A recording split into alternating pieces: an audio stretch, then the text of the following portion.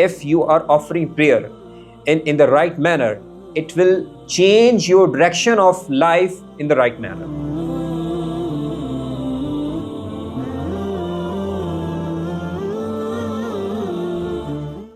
Bismillahir Rahmanir Rahim. I welcome you to the program Blessings of Islam, and today we'll discuss the power of Salah and how it enhances your concentration. Now we know very well that lack of concentration ultimately impacts one's performance in terms of profession, in terms of dealing with different aspects of life and matters. And this is a sort of problem that many people face.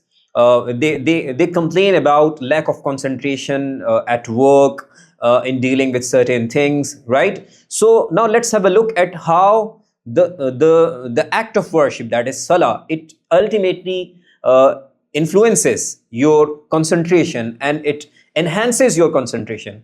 Now we read in the Holy Quran, Allah Almighty says in the Holy Quran, فَوَيْلٌ لِلْمُصَلِّينَ الَّذِينَ هُمْ عَنْ صَلَاتِهِمْ سَاهُونَ. There's a suffering will be there, and a punishment will be there for the performers of prayer who are not mindful of their prayers, who are unmindful of their prayers, who are neglectful of their prayers. It means that these are such people. This verse of the Holy Quran was specifically referring to the act of those munafiqeen, hypocrites, and this is a message for everyone to pay attention while performing prayer. So this is one of the requirements of Salah, that while you're performing Salah, you have to focus and you have to concentrate, because you are performing this act of worship for Allah Almighty.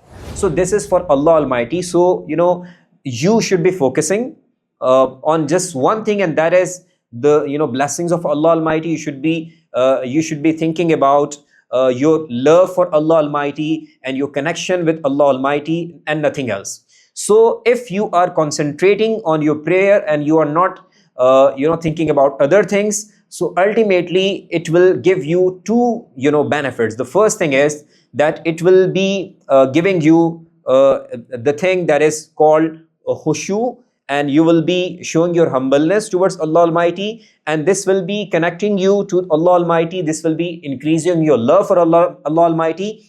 But with that, it will help you make concentration a habit. This will ultimately influence your actions also. So you are just concentrating on Salah, and you will see that this practice will ultimately impact your other aspects of life.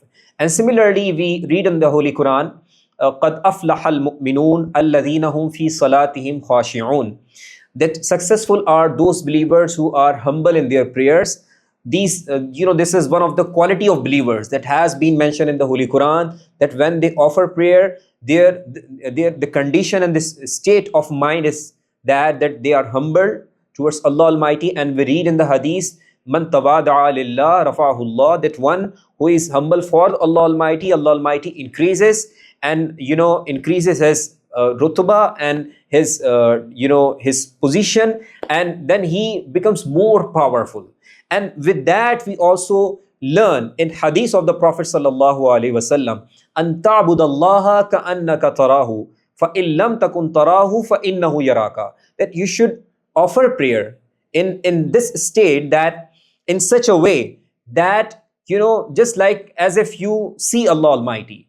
If you do not see Allah Almighty, He sees you. So this should be the position of a believer while he is performing or offering Salah, that he should be completely focusing on the blessings of Allah Almighty. He should be thinking about the power of Allah Almighty, his relationship with Allah Almighty, and this should be the state of mind while he is performing prayer. So this is the quality of prayer, and that is why scholars of Islam say that if you are offering prayer in the right manner, it will change your direction of life in the right manner. So there is a correlation. We can say that if you are concentrating on prayer, on Salah, and you are just thinking about the blessings of Allah while you are performing Salah, so there is a relationship of this act of yours with your other aspects of life. You will see the impact in other aspects, like you will be able to concentrate in other matters also. If you are working at your office, if you are engaged with your meetings, and if you are engaged in your task, you are finishing your task, you are working on your projects. So you will see that concentration that you were doing in Salah, this will be transferred to other aspects of life also. So now we can understand that the teachings of Islam, ultimately influences one's personality. It changes your personality, your thoughts, your ways of dealing with people, and your actions and your behavior, your attitude. All these things get changed, and that is why we also read in the Holy Quran that this Salah stops you from bad deeds. Ultimately, it helps you to avoid the deeds that are not good, including injustice, including doing sins and all other sorts of bad actions. You will this Salah of yours will help you avoid all those bad elements. So now you can understand that one who acts upon the teachings of Islam, who follows the teachings of the Quran and follows the Prophet sallallahu alaihi wasallam, his sunnah, he is a better person. He is different from others in terms of his attitude, in terms of his mentality, in terms of his decisions.